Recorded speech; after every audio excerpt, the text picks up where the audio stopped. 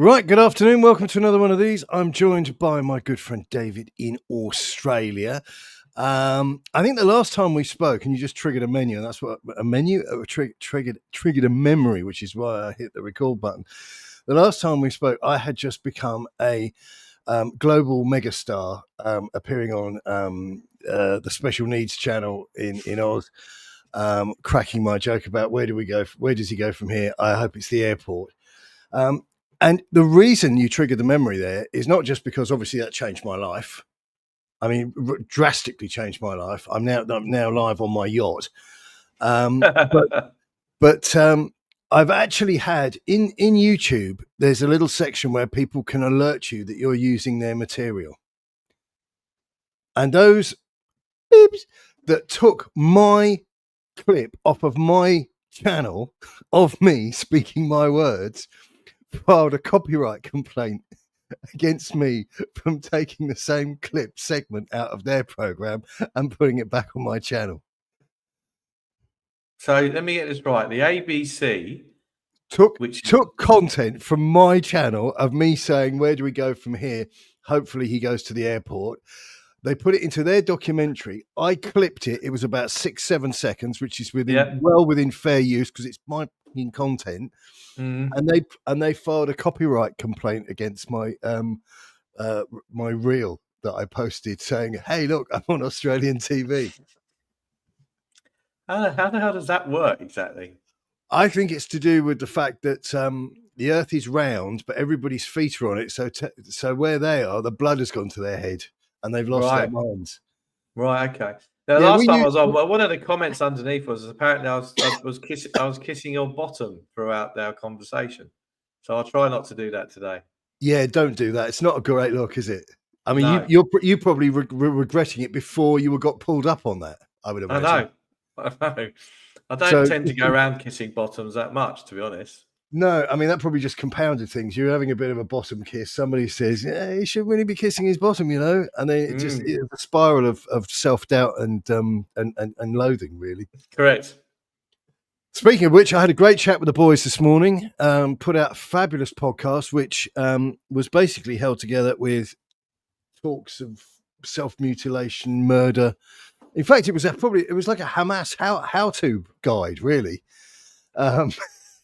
Nice. And, yeah, which is a great way to start your day at 8:30 a.m. But yeah, Spurs aren't buying anybody, and I couldn't be happier. Have you had a chance to have a look at the overlap with Gary Neville and Daniel Levy yet? I am famous in my own lifetime for being able to tell from the first 15-20 minutes of a film, tops, if I'm going to pursue it. And I hit eject on that when it was being trailed on by, I don't have much time for Gary Neville. I don't think I want to be trapped in a lift with him. It's probably the feelings mutual. But the pair of them talking about transfer beams in order to, and I just thought, well, this is cozy and you're both experts. I don't feel any coziness towards either of you, and I'm not an expert. I mean, this is rich men telling you about the adjustments they made to their penthouses, but they don't name check the architects or the interior designers. If I could come with one description of what I watched, which was most of it in truth, it would be rich. Is there a show called Homes Under the Hammer? Is there in the Yes, UK? there is. Yeah. It was a bit like Homes Under the Hammer. They got a show out here called The Block. It was like a building and decorating show for about first 15 minutes. We talked about the inflation. It talked about inflation and wouldn't be able to build it today and all this business. It was 15 minutes. And lo and behold, I don't know if you know this fact, and your loyal viewers, I hope. But did you know that the South Stand was based on the Dortmund wall? I saw that bit. Yeah. Do you know that? I've never. Yeah. I mean, I've never heard that since 6 years ago it opened. Had you? Well, I mean, to be honest with you, I kept on sort of going like that. I mean, it was like suddenly there were bombs going off because it was all new material. I mean, I was a little bit.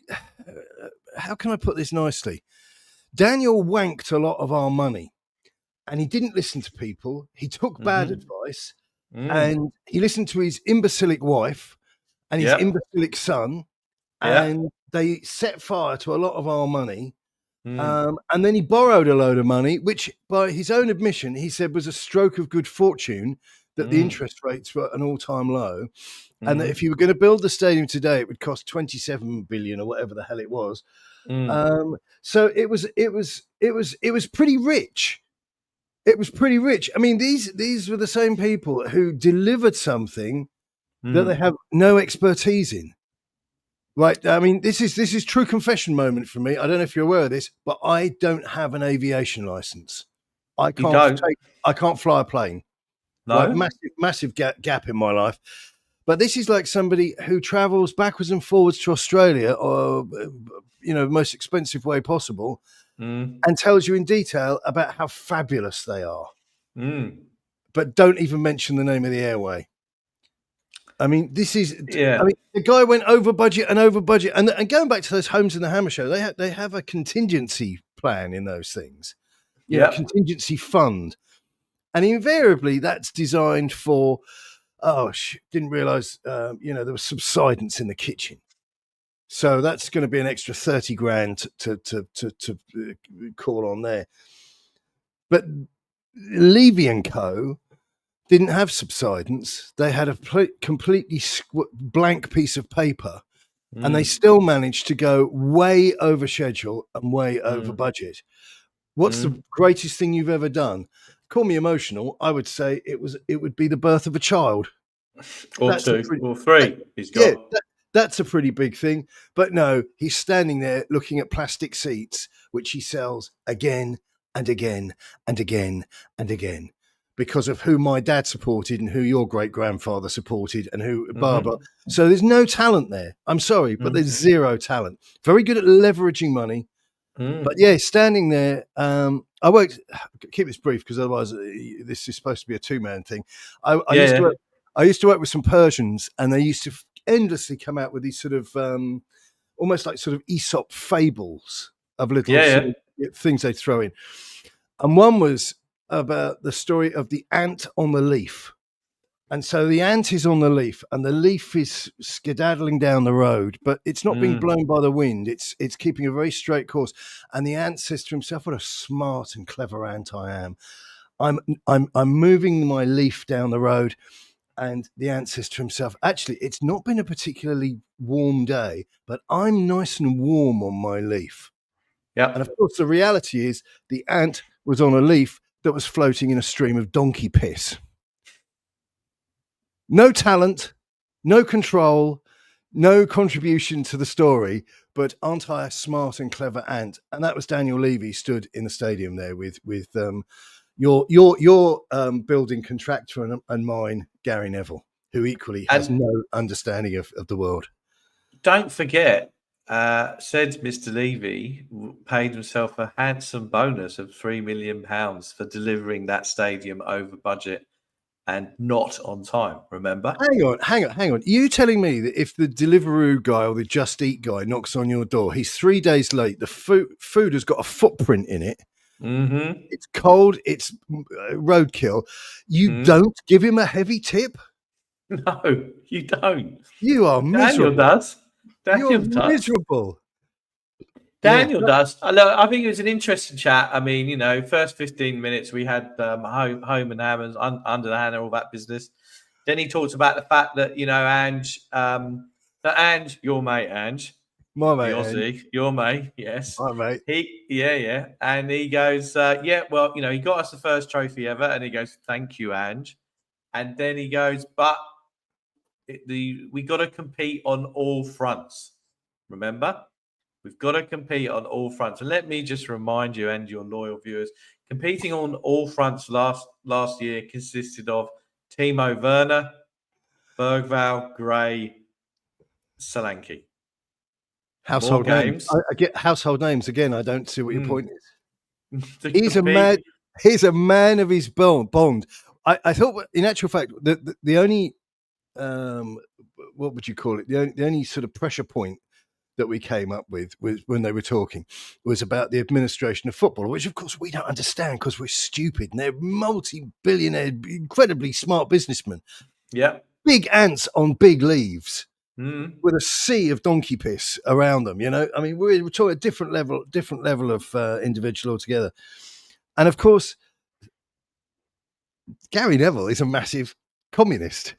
He's a Marxist, which not many people know because I mean he pays minimum wage at his hotel in Manchester, and Daniel Levy is a massive globalist. And so they were then saying about who's going to be the voice of reason, the arbitrator in football to keep The old regulator one. Yeah, no, That's I it. enjoyed That's this it. bit. Go on, go And on. of course, Gary says, "I think it should be the government." Yeah, well, of course you would say that because they're giving away free plasticine at the moment. They're your pals. And who brings the government into? No, no, no, no, no, no, no, no, no. That won't work. That would be an absolute disaster. And that's not just because it's a Labour government. It would just be a disaster, generally speaking. And there should be, like we have the law in all countries that prevents you from doing illicit and illegal things. You can end up in a court. That's how you police business. Yeah. And you have contracts that are worth a damn. But football is too much like the Wild West. And so you've got Daniel Levy suggesting that the FA should do it, but unfortunately they don't have anybody in there who could organise a shag in a brothel, Chinese brothel with a pocket full of rice. They're completely, castrated as far as that goes. And then you've got a government which will just tax, and interfere and give bad advice because they don't know anything about anything because they've never worked. Politicians, certainly in the UK, are very much like reporters in the UK. They're very young, they haven't travelled, and they're gormless. So let's just go back a step. Sorry. Yeah.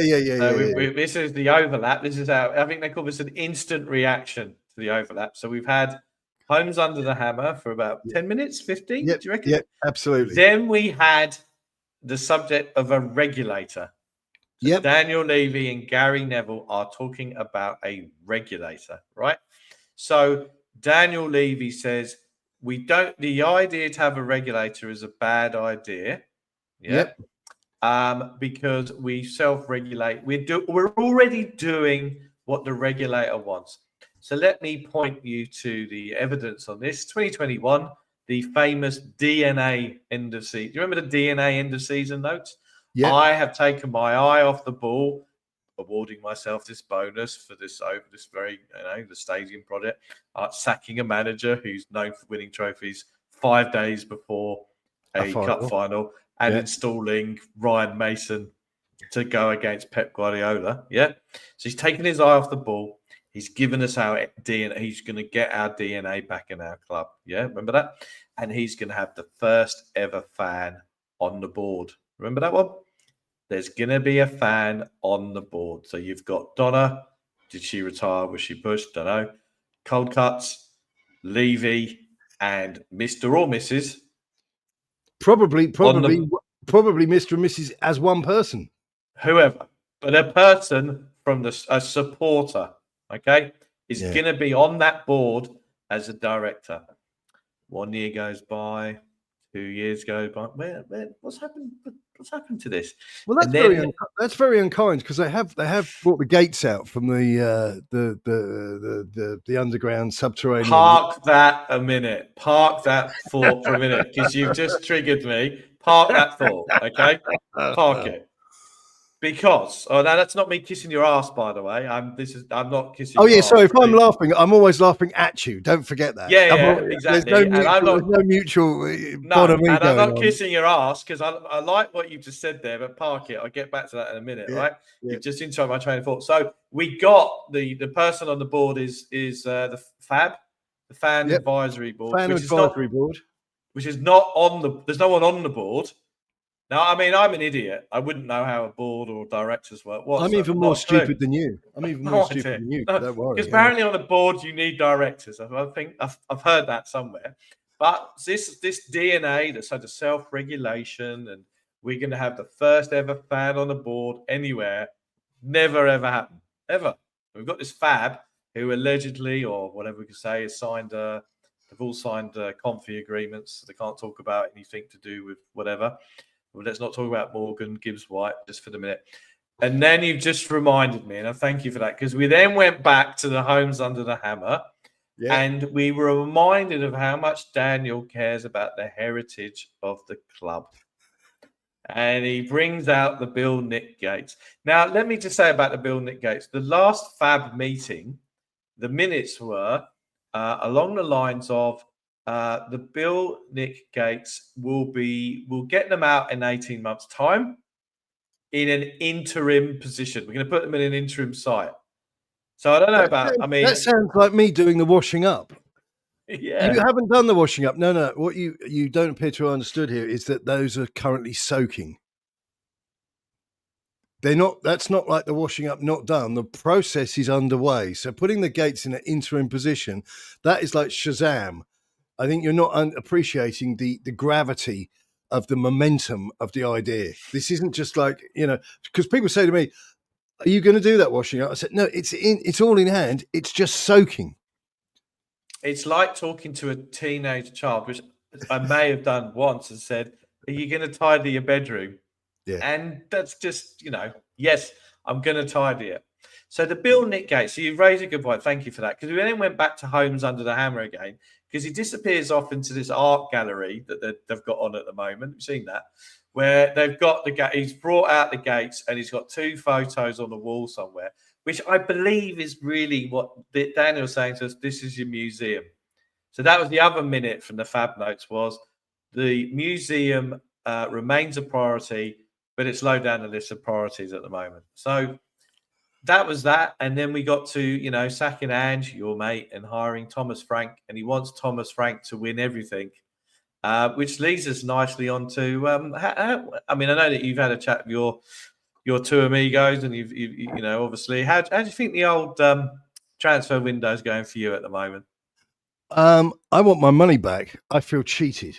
I bought into, even at my tender vintage, I bought into the idea, the suggestion that Daniel was stepping back, he was going to be relocated, and that Donald Cullen was sacked, and it was all, hands to the pump. Then it transpired that we got absolutely played like a naive, virginal schoolboy at the prom dance.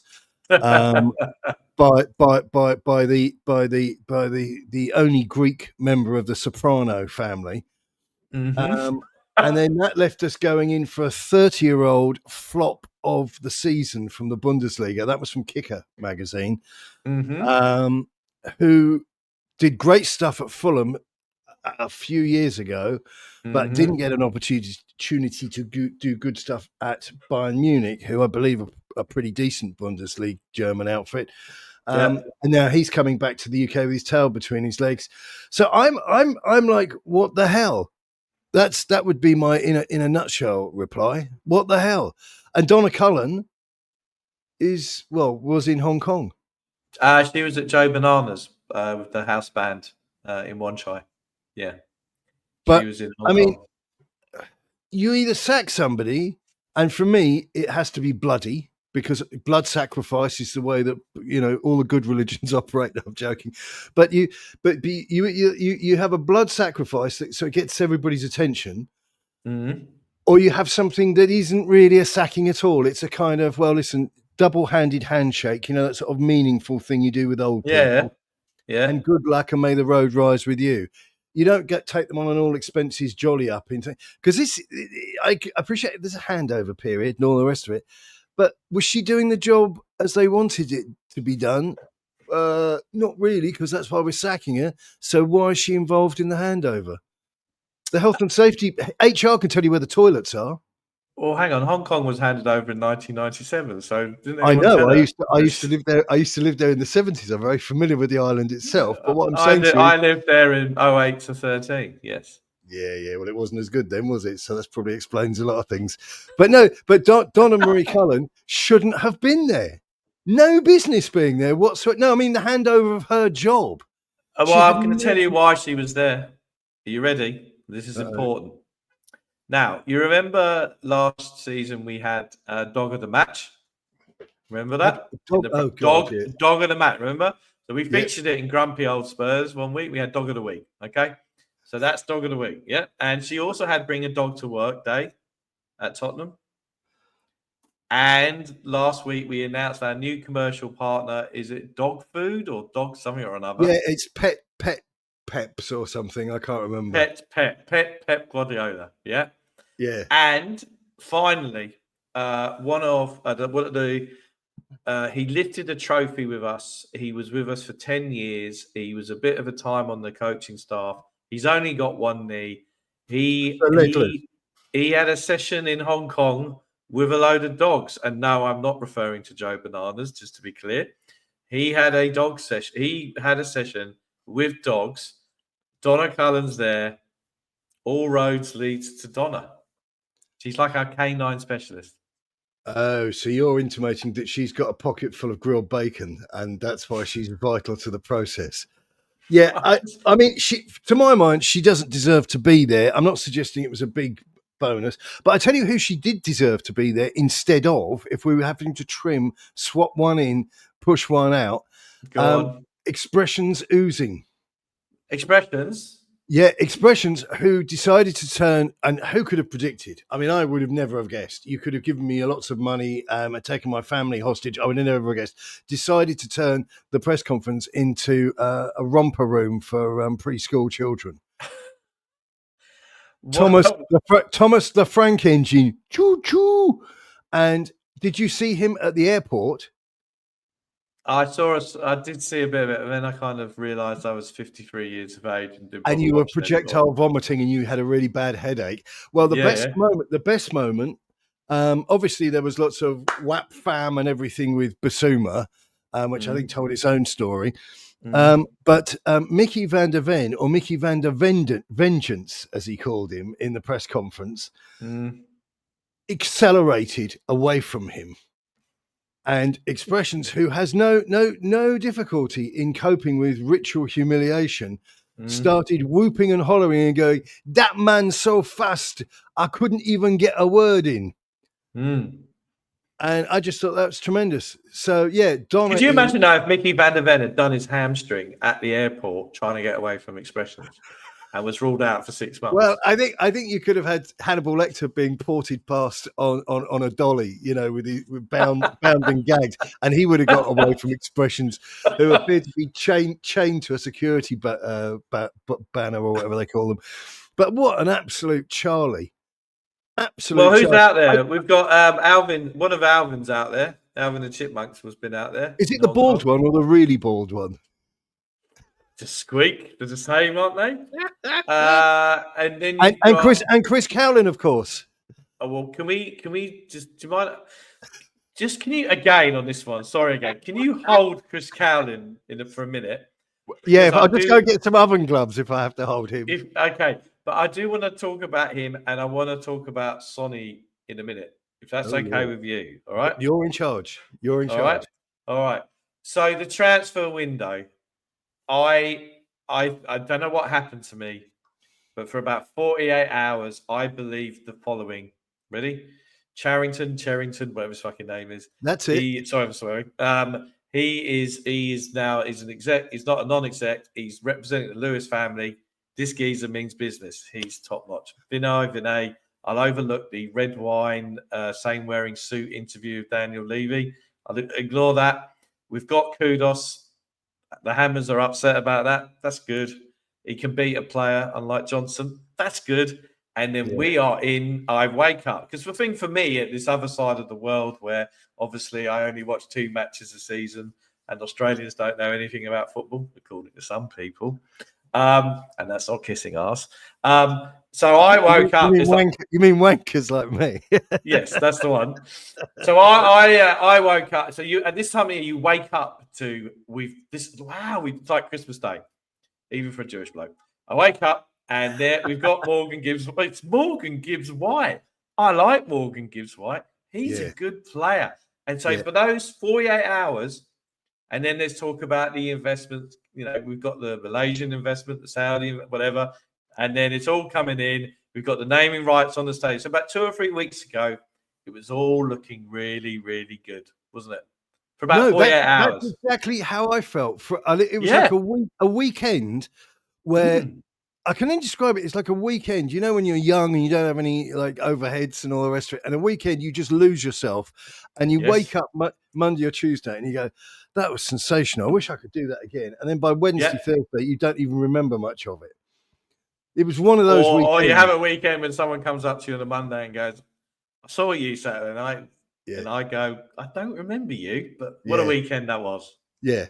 I mean, I was walking down the road the other day, and this black guy walks past me and just starts smiling and nodding. And I thought, oh god, because there's a lot of sort of social issues in the area that I'm living in at the moment. And I sort of like nodded begrudgingly. He goes, "Saw you in the Bull," and I thought, oh fuck yeah, that's right. There was a live band on, and I joined them at one point.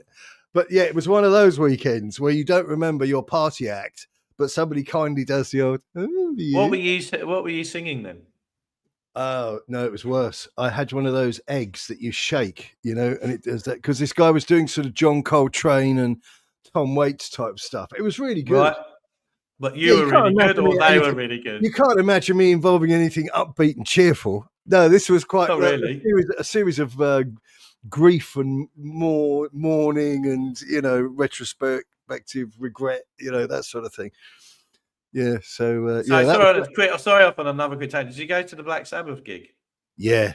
It was bizarre because a friend of mine has a relationship with a few people at the core of that, like the people around the band originally, because the pub that they kind of first played in is now being done up. And no, it was a mad thing. So the gig totally took over the city.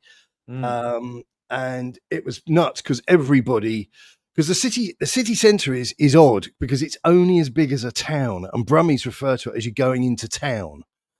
So it's very much like but you can sit on a tram and ride out for an hour and you're still in Birmingham. Right. It's bizarre. There's no, so that was good, and the sort of watch along for the funeral corsage in town was great as well. No, it was packed. I reckon there was about 30,000 people crammed into Broad Street and around it.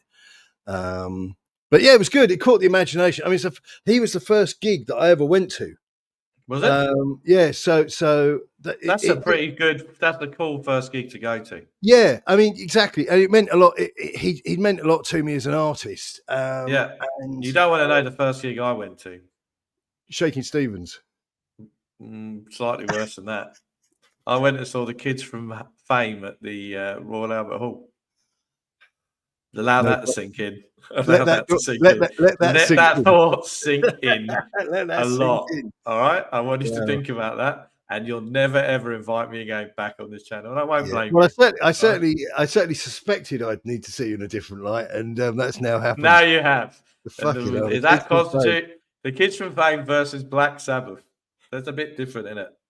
Yeah. Well, no, I saw him. Hang on, I'm not that old. I saw him as a solo. I saw him as Ozzy Osbourne. Gotcha. And no, that was great. It was tremendous because it's quite a poignant one, because a friend of mine who died a few years ago was a massive Ozzy and Sabbath fan. Right. And the venue we were in was actually the Odeon Gaumont Theatre in Ipswich in Suffolk. Right. And they took, because this is before the world had evolved, they took the first row of stall seats out, like they got the screwdrivers out and removed them to create the sort of standing stalls area. And my mate stood up because you got this big arching guitar thing comes out. Yeah. And he stood up on the chair and with his fist clenched shouted, "Iron Man." But he only got as far as shouting "Iron," and two bouncers grabbed him. And the last thing he saw was the soles of his shoes and his arse. That was a great gig. So no, music is very important to me, and so I wasn't there crying or holding flowers, because at the end of the day, you know, I'm not a fucking Princess Diana fan or anything, but it was the end of an era. It was the end of an era, and you got the sense because obviously he snuffed it a few days later that he was kind of taking getting his affairs in order. A bit like when Bowie went as well, right? I mean, Bowie, released that. There's the album. There's those videos. Yeah. It's almost he planned. It's like he planned the whole thing, right? Yeah. Now, well, I think don't you? I think when your number's coming. Yeah, you do actually. Anyway, we've massively deviated. So just to finish off, and also I want to go back to Princess Diana in a minute because you just raised a good point about that. So Morgan Gibbs White, that for those 48 hours, I thought, wow, we mean business here. Yeah. And a lot of people seem to then a lot of ITKs seem to kind of start having theories about what a confidentiality clause is and if you bid and breaching confidentiality. So I'm going to say something a bit groundbreaking to you. So I've already said to you, boards, directors being on boards, or they're not on a board. Oh, I need to come back to the board thing as well. Yeah, go on. Yeah, all right. So pretty much every agreement you ever enter into has a clause that begins with the letter C and ends with confidentiality or confidential. I don't know if you've heard this.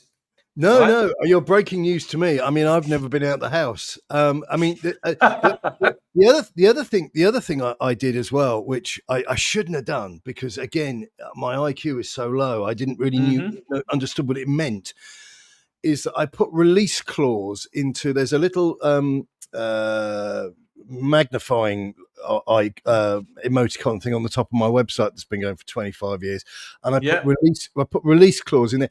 You won't believe how many legal letters are now heading my way. I haven't had any mail for a few days, and I think it's because I've created a bottleneck of writs.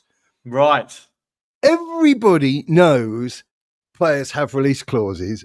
Most people know what the figure is, the magic number is. So this was total twaddle. And clearly there was something more afoot. I naively thought it was a big fat Greek gentleman doing the old, no, not in my store, you don't routine. But clearly there was more to it. And there was a player with either no spine or his spine being held in a vice by third parties. And ourselves and Manchester City, to a smaller extent, got play. I'm going to say something else revolutionary to you. All right. Now, if people are getting a lot of free information out of this, I don't think they realize. I might as well invoice. I might invoice on this one. All right. If you want to get this player, get him early and first in the window, because if they've already sold Elanga to Newcastle, it doesn't look terribly good for the owner to have old Morgan Gibbs White toddling off over the horizon. And let's not forget, Daniel, when you whisper the words to Daniel, this club's got PSR issues, it's like the Kama Sutra. So, of course, 2 years ago, we got the legendary Brennan Johnson, Europa Cup goal scorer, winner. Who's also known as Brennan Johnson within his immediate family. What did I call him? Brendan. Brendan Johnson. It's his Irish brother-in-law. So we once again fucked up the release clause and bought the wrong Johnson brother. That's what the problem is. Again. So I'm revolutionarily saying, if you want to go in and get someone who a club doesn't want to get rid of, get him the first one out the door. Because if Elanga's just waved and disappeared off over the horizon, it's going to make it a lot harder, right? So that was that one, and now we've got Maddison injured, and that looks a bad one. And so people go, who are we going to get instead of Son? It's Tell, isn't it? We've already got him. Tell's Son's replacement. Who was remarkable against Newcastle? I don't know if you got to see that because I watched that. I got to be honest with you. I've done dry July, and so July finished on Thursday or Friday, and I kind of built myself up to Sunday, and so therefore I kind of fell asleep a bit in the first half, but then did wake up to see. I think Tell was replicating the Sonny chance against City, which is if he scored against City, the Gooners would have won the league. So I thought he was channeling his inner Zakora. Oh, Didier Zakora. Yeah, because don't forget that when we sold Michael Carrick for 15 million and bought Didier Zakora for 7.5, we were getting a like-for-like player at the time, if you remember. No, the black Carrick. Yeah, that really worked. That really worked. he was his. I think his best game was the 2008 League Cup final. He genuinely had a good game, but what summed him up beautifully was when he got the ball, broke the ball. Do you remember when he ran straight through on goal? And I just said at 3 a.m. in the morning in Australia, where of course they don't know about football in Australia. And he just blazed it over the bar. I thought that is Didier's football. Well, what he did, he took a belt and braces approach. You know, that's what they call that in Zambia, the belt and braces approach. But That's just to go back, before I forget, just to go back to the business of the board, because the board is the board. very We're going back important. to the board where they have directors on the board. Yeah, go on. Exactly. For want of fans being on the board. But Daniel, what I thought was fantastic. And body language, I don't claim to be an expert, but I am known as a master of that dark art. And they were talking quite affably. And then he hit him with the thing like, are you fucking it up? Is it you that's involved in the transfers? Are you responsible for all the yeah. Go on. And do you, because what's that phrase that they use in interviews about, are you too conscientious? Before you go home, do you make sure that every single plug is out the socket and all the rest of it? Yeah. And he said, well, but you see, and basically what he said was that he was surrounded by people, which is great. This is like a guy who said, no. I was in the firing squad, right? But we only knew that a couple of the guns had live rounds. So it's very unfair to say it was me that killed him. But he said, I'm surrounded by people. And he said, you know, I don't pick the team. I got this one on the post tonight. Go on. I don't pick the team. I don't tell the manager who to pick. Well, look, I don't trust Tim Sherwood any further than I can throw him, but I can guarantee you if Tim Sherwood tells you something like, well, he told me that Harry Kane wasn't allowed to start because we bought, what's his name? Soldado. Do you know something? I don't think I don't think Tim Sherwood can hold water, let alone keep a secret. So I'm kind of, and we see decisions like, I mean, Richarlison gets man of the match a few days ago. Absolute Fruit Loop of a decision. What game was that?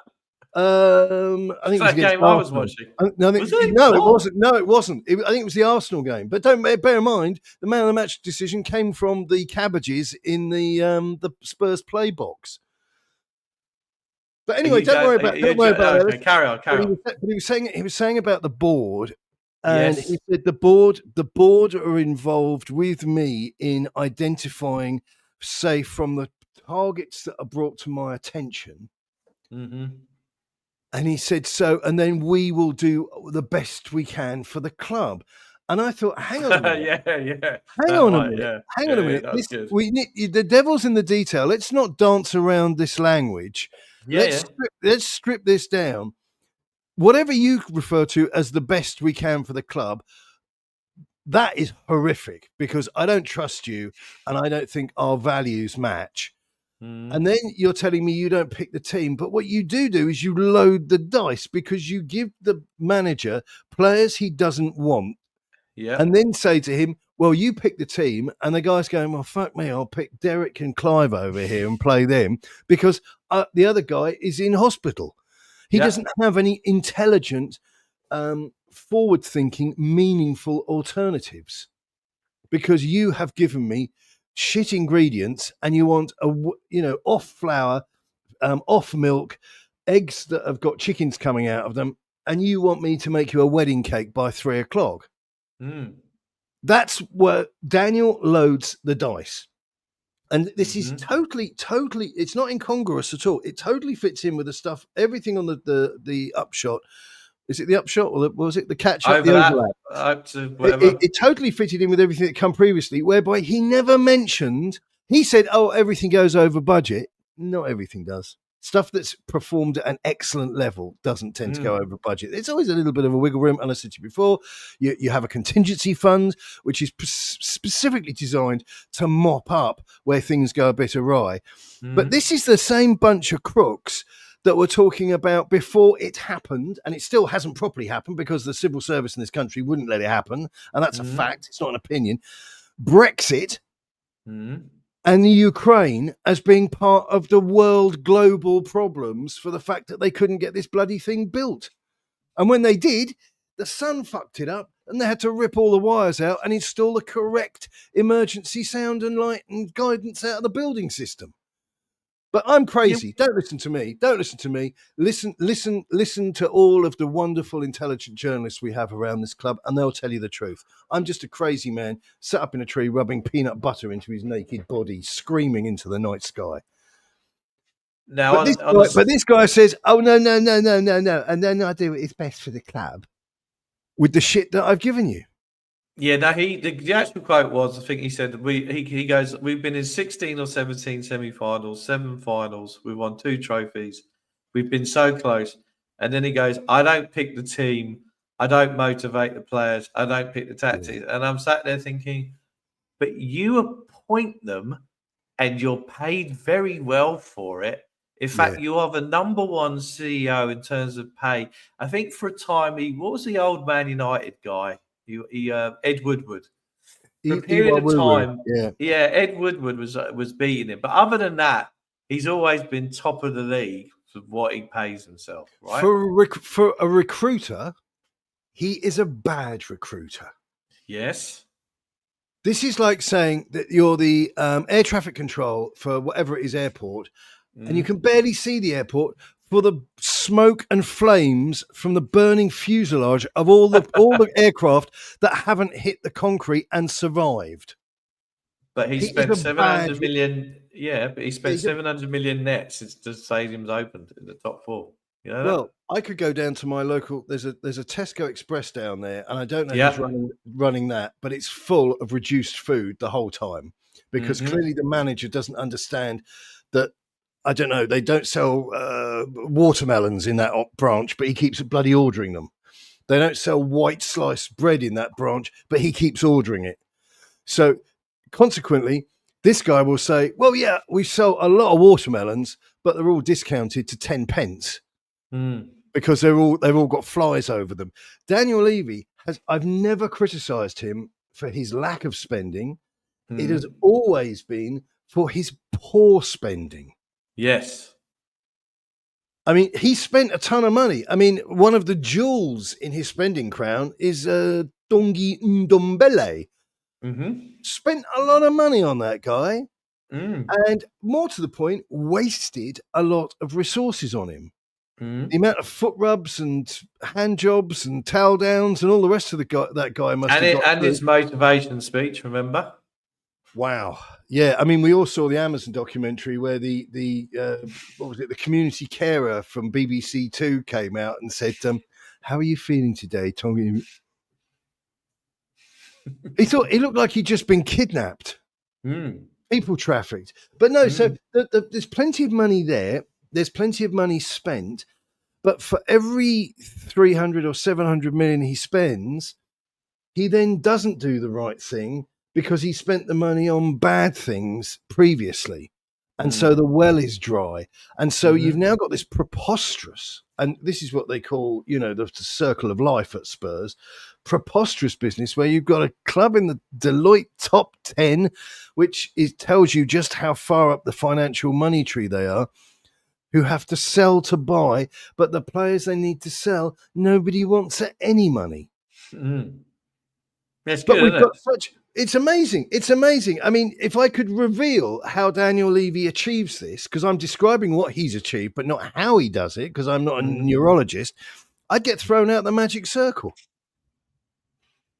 But we've got such an and I went into this today with the lads, and I'll go in with it tomorrow, because until it changes, I ain't going to shut up. We've got such a stupid press, such an ignorant bunch of half-wit, no-mark journalists. Nobody ever confronts them with this. And you don't have to be like me when you're at a press conference. You don't have to call people rude names. But you see, I've been doing this for 25 years. I'm a little bit tired of it. It's like my child, the clear up your bedroom thing. I'd say, no wonder you hurt your foot and you were screaming earlier. This is a minefield. There you go, Princess Diana. She wouldn't come and visit this bedroom. Wow, speaking of Princess Diana. Pick this shit up, and I trust you, this will be the beginning of your life being a better place. So let me so finish off our conversation, if that's all right with you. We're going to go to Princess Diana, right? And I want to talk about Sonny and Sonny leaving, all right? Good God. So Princess Diana. So I am a grumpy person. Grumpy Old Spurs will be on Tuesday night, 8 p.m. UK time. So I'm grumpy. Every Tuesday night, 8 p.m. Kids, don't forget it. At 8 p.m. Tuesday night, me and 3 other grumpy people. I'm still working out whether we're grumpier than you and your lot, or you're less. I can't work it out. But we're very close together. I think we're grumpy, but we're so degenerate in our approach to serial killers, sex, and sniggering that we go off a slightly darker path. I think you're more of a broader church. Well, I would say to that is, so we've kind of been more random. That, you know, I've started the transfer smorgasbord, i.e., I've been on Canva. I've got pictures of smorgasbords and just whack players that we're going to buy or sell on there. Ergo, the transfer smorgasbord. But I want to give you a little preview tomorrow night and Princess Diana and Sonny, right? So Sonny's been at the club 10 years. I'm sorry he's going from the point of view of he's been there 10 years. First game I took my kids, Palace at home was his first goal he got in the old stadium. So nostalgic, lovely, right? Yep. I was, outed, cancelled, or whatever about 3 years ago, where I deigned to suggest he may have peaked. Maybe we should think about selling him. Oh, I got stuff like only 3 years ago. I'm sure I called that way before. Yeah, well, I called it the season after he won the season after he won the joint Golden Boot, right? And I got cancelled, and I was at the great expression. I don't deserve Sonny. Me and Gibbo, we don't deserve Sonny. So Princess Diana, I think obviously a very sad event that happened, and for me and you of a generation, it's probably the JFK of our generation, maybe that or 9/11, all right? And so we went through a period of time where around that time where people made a great demonstration of mourning. This is before social media. I'm so upset about Princess Diana. I'm going to performatively mourn in public for her for weeks on end. I was so lovely that I was on the underground. I'd been staying with a friend in London, and I was on the underground, and at Liverpool Street there were all of these women who had all shopped in Marks and Spencer's and all bought the most expensive bouquets of flowers they could get their hands on, demanding directions to Kensington Palace Tube, which of course doesn't actually exist. And I just thought to myself, wow. And I got home and my mother said to me, "Isn't it terrible?" And I said, "Well, it's not good." I said, "But I didn't really know the lady." And she kind of got a really good lottery ticket, like marrying a royal. She'd clearly been crying.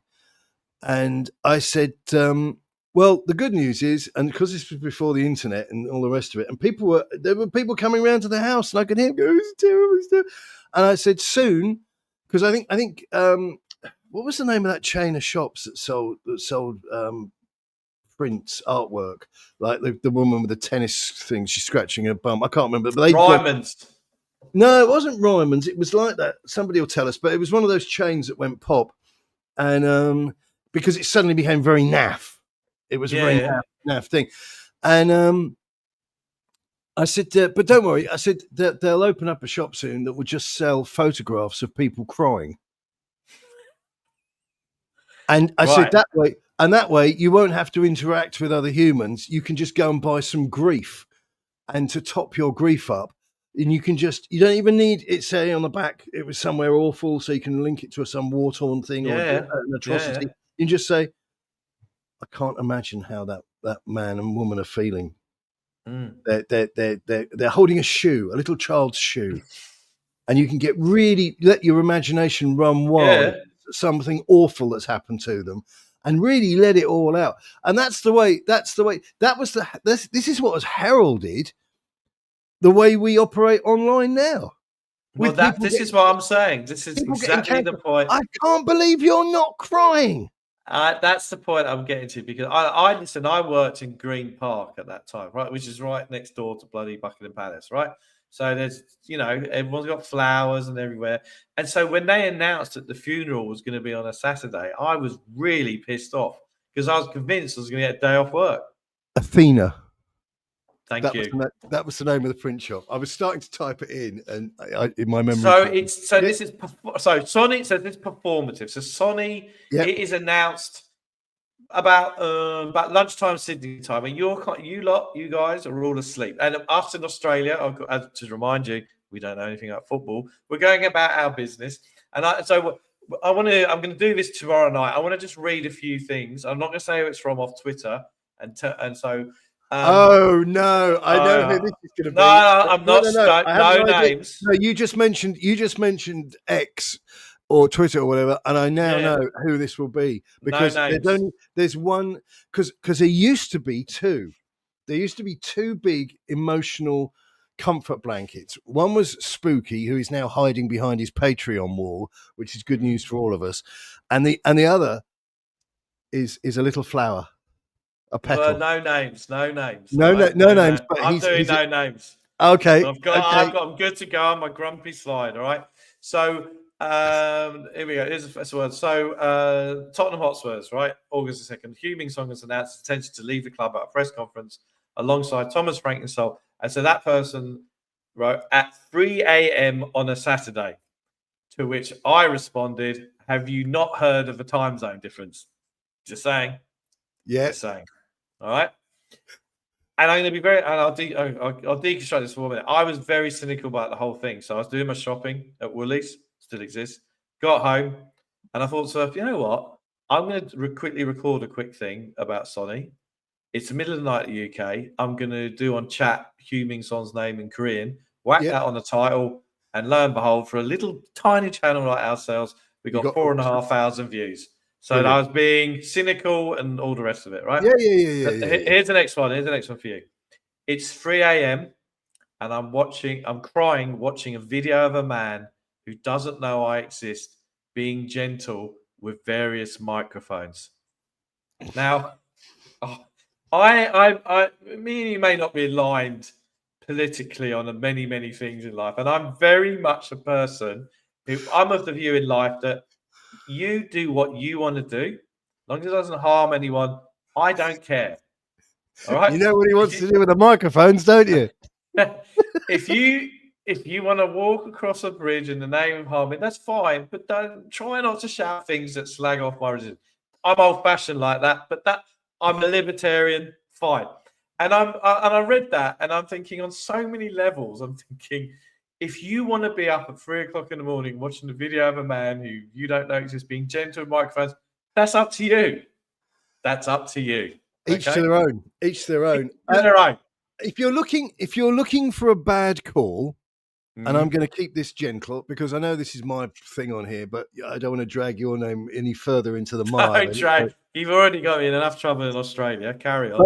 But if you, as you say, if you want a bad take, what you need to do, and I've been saying this for a couple of years now, so this isn't off the top of my head, but you need to go to somebody who doesn't have much to do with the nuclear family, hasn't traveled, never done anything career-wise that hasn't just subsidized their parents keeping them at home and kind of making your own pocket money, and lived within a sort of online echo chamber of just like little, and you can't say that. This is one of your favorite phrases you would need these people to come out with. You mustn't say that. You don't use context. Context is a massive no-no, because context allows evil, twisted people, like we would say, the worst double act since Myra Hindley and Ian Brady. Ian Brady, whatever it might be. Not Liam Brady, to be clear. Not Liam Brady, who was an alcoholic. But anyway, no, but it's you're not allowed to laugh. So you can't say something that's a bit incongruous and just say, well, why did he mention John Wayne Gacy? That's not funny.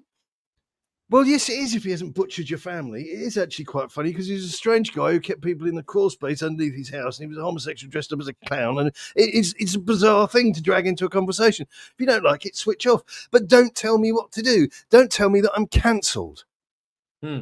And so, like on Reddit coys, for example, which I would say Reddit, is that still a thing? You need to take some things in life a little more seriously, young man. If you want to know where the Democratic Party is of the future, they are there. And one of the now you put my name on there. Oh, he's horrible. That's the response you get in numerous accents. He's horrible. I couldn't buy a click from those bastards. And were you talking about Team Talk the other day? Was that you? No, I don't think so. Someone was. Team Talk. I looked at that in 99. Anyway, carry on.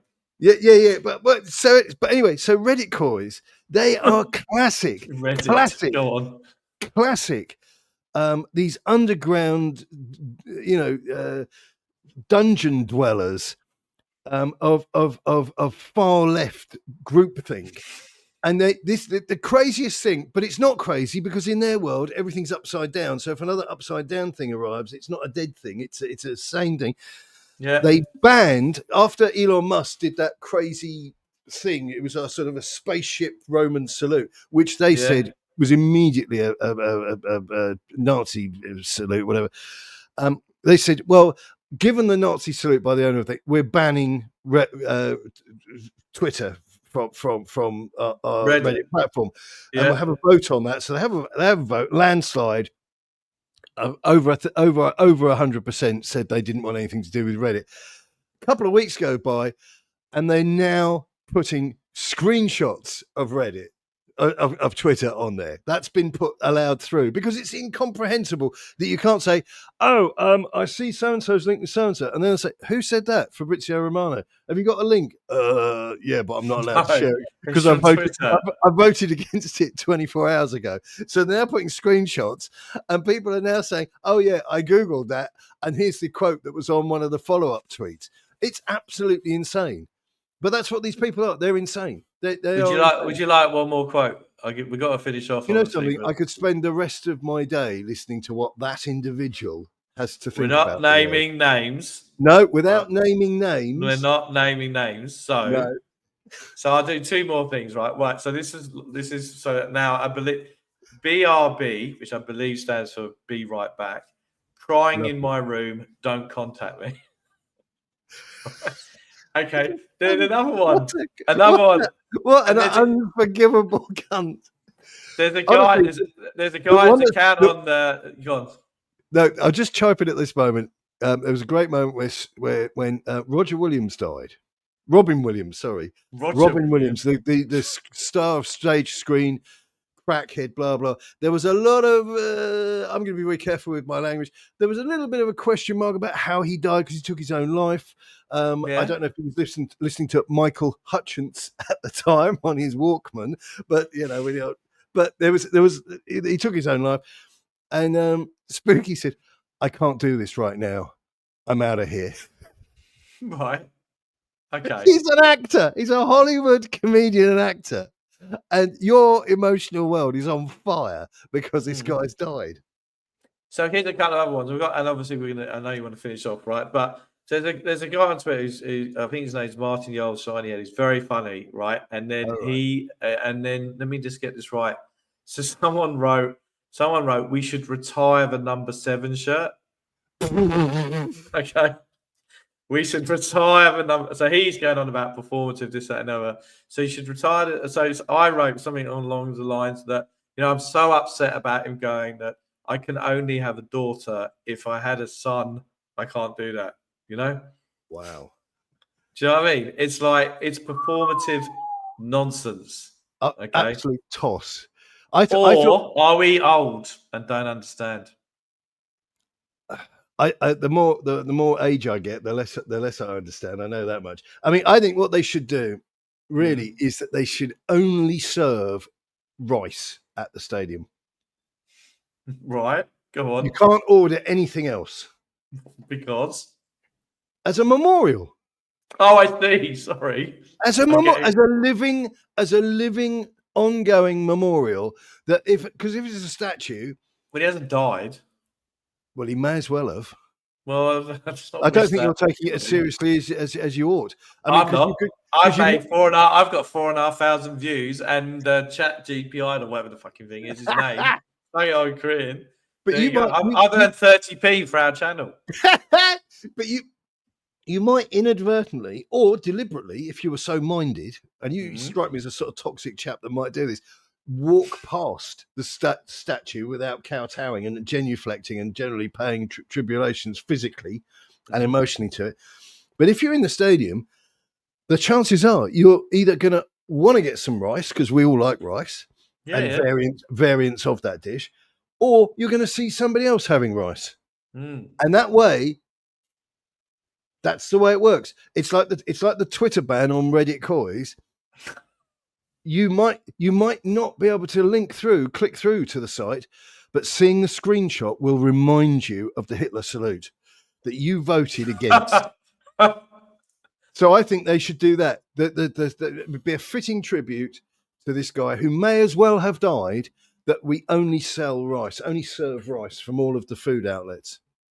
And I think it's only fitting that we're ending this conversation on a Hitler salute.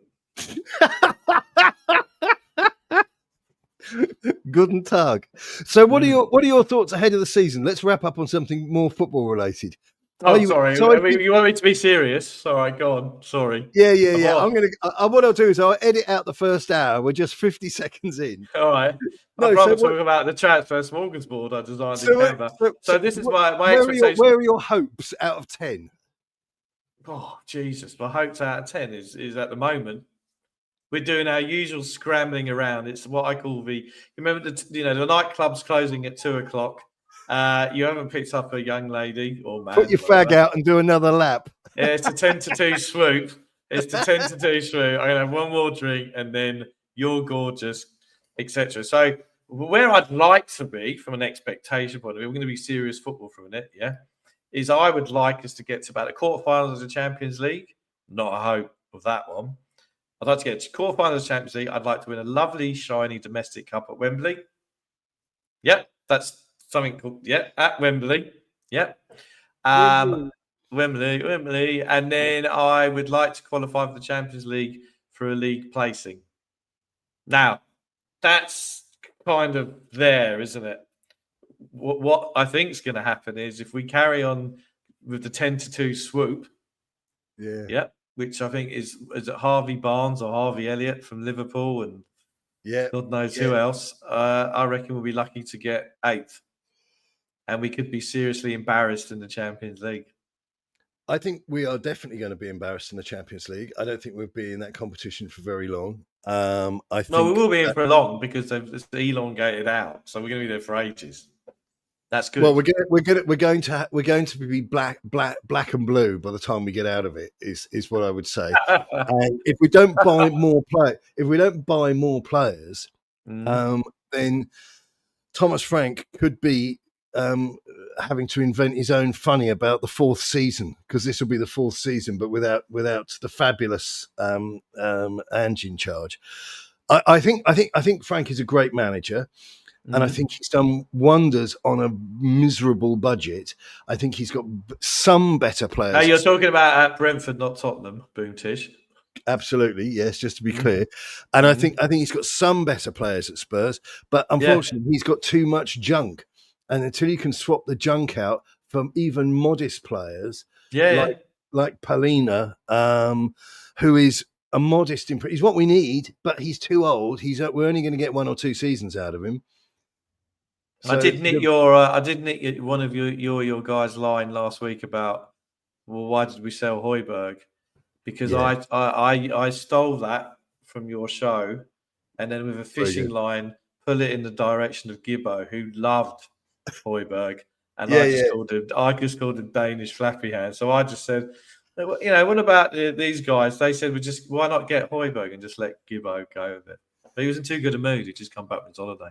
Well, to leave you on somebody on a good mood, I was accused by one of the amigos of being grumpy the other day in relation to Polino, and unfortunately, I'm going to end up in a prison somewhere, because once the contents of our WhatsApp group chat gets out, I'm finished. I mean, properly finished. Right. Okay. Not just you've been blacklisted or whatever, or dropped or whatever. I mean, like, it's over. Everything's Okay. over. I've been looking up at homeless people and thinking, I wish I had a slice of your pie. But one of the guys on there said, who accused me of being grumpy because I wasn't putting the flags out. Yeah, I saw that. I saw that one. Yeah. Yeah, he 24 hours beforehand had said, I'm a bit of a virgin when it comes to bookmakers. Give me your bank details. I want you to put 20 quid on Spurs getting relegated. Yeah, I'm sorry. I don't know how any of the three of you could turn on each other for being grumpy. I mean, No, the reality is it you're all grumpy, and frankly, so are we. That's why we called it Grumpy Old Spurs. We are it, grumpy. it's the tension that keeps us alive. That's Correct. the reality. Yeah. David, this has been well over an hour. I'll know. as I say, I'll edit the first hour out. We're going to give you 5 minutes and 8 seconds of pure magic. Please do, and make sure I'm bottom kissing in those 5 minutes and 8 seconds. All right. You can't stop the boy. That's it for now, folks. Keep it Tottenham. Press the button.